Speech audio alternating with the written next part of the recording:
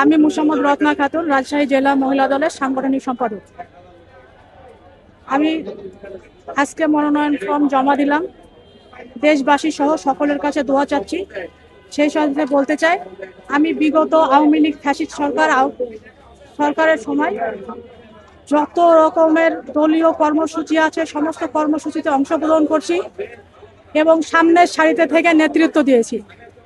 2023 সালে 28 অক্টোবর এই পল্টনের ময়দানে আহত হই রাবার বুলেট, টিয়ার সেল, যার জন্য আমি আহত হয়ে দীর্ঘদিন হাসপাতালে চিকিৎসাধীন ছিল।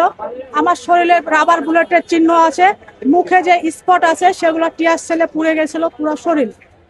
তো আমরা আজকে যা দেখছি, বহু নেতাকর্মী এখানে আসছে যারা নমিনেশন ফর্ম নিচ্ছেন, জমা দিচ্ছেন।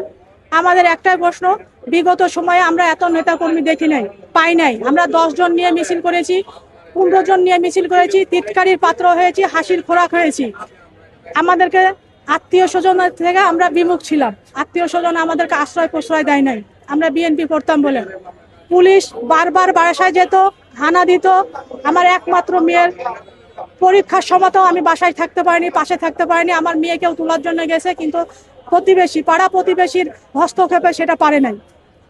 এত অত্যাচার সহ্য করেও আমরা শহীদ জিয়ার আদর্শ এবং বেগম খালেদা জিয়ার আদর্শ থেকে সরে দাঁড়াইনি। আমরা এখন পর্যন্ত রাজপথে আছি এবং দলীয় নিয়ম শৃঙ্খলা এখন পর্যন্ত পালন করে যাচ্ছি। আমি মহামান্য প্রধানমন্ত্রীর কাছে একটাই আকুল আবেদন জানাই যে উনি যেন অবশ্যই তৃণমূল থেকে যাচাই বাছাই করে যারা পা ফাটা নেতৃত্ব দিয়েছে তাদেরকে যেন অন্তত নির্বাচিত করে এবং তাদেরকে যোগ্য স্থানে যোগ্য সম্মান দেয়। সংরক্ষিত আসনে আপনি সদস্য হওয়ার জন্য কতটুকু আশাবাদী? আমি যদি আমার প্রধানমন্ত্রী সঠিকভাবে যাচাই বাছাই করে তাহলে আমি শতভাগ আশাবাদী।